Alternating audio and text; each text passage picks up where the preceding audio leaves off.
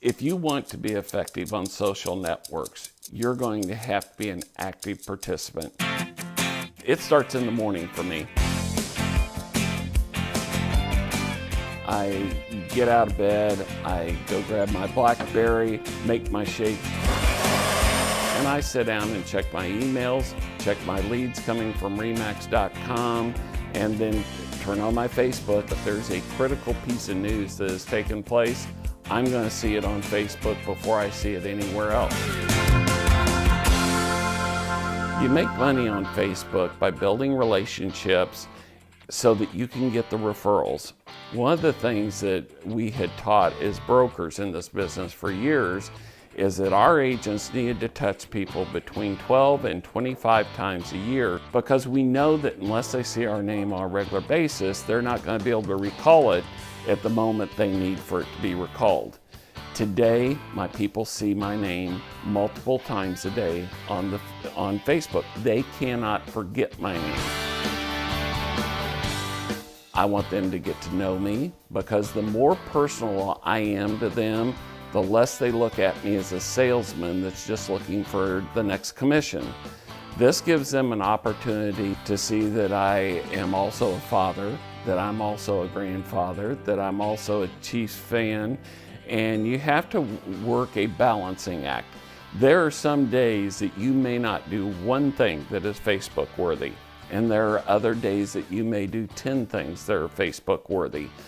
Don't hit them with blah just to post something out there.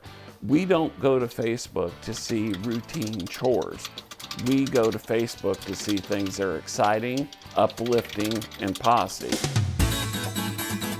For example, last week we went and spoke to our RE/MAX fellow agents up in New Jersey, and I promised my wife that if we went to that and she helped me put together the presentation, that I would take her to Manhattan where she could shop and we could see Manhattan. And so I'm flashing pictures throughout the day. And one of the ones that really seemed to catch all my clients' attention was the photo I posted from the shoe department at Saks Fifth Avenue.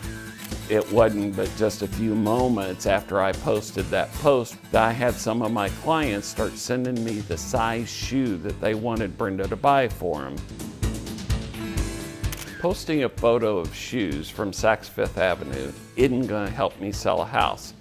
What is going to help sell a house, though, is those people that related to that photo.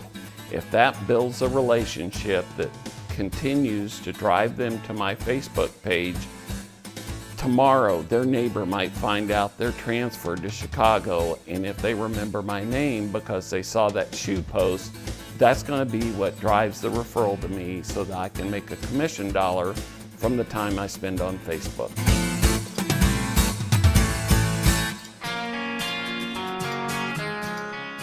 Getting in front of my new house.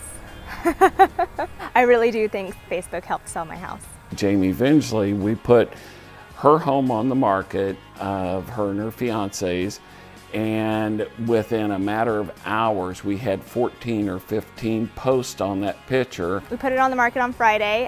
Dan had put a picture of it out on Facebook, I think before even he really had it on the MLS. So we already had 7 or 8 comments saying how great the house looked. People asking me where it was at. I might have a buyer for that house. We also had friends of hers that were saying, wow, this house has beautiful tile work in it. That was really exciting to see. The next morning we had 2 showings right off the bat, and it was just crazy. And we sold that house for full price in one day. We knew we had a full price offer maybe that afternoon, and we went and looked at houses on Sunday. So.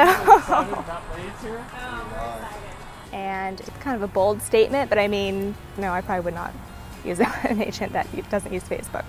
In just less than a year, this thing has just blown wide open, and we're really just scratching the surface today on how I think we can utilize Facebook effectively, not only from an agent standpoint, but from a brokerage standpoint.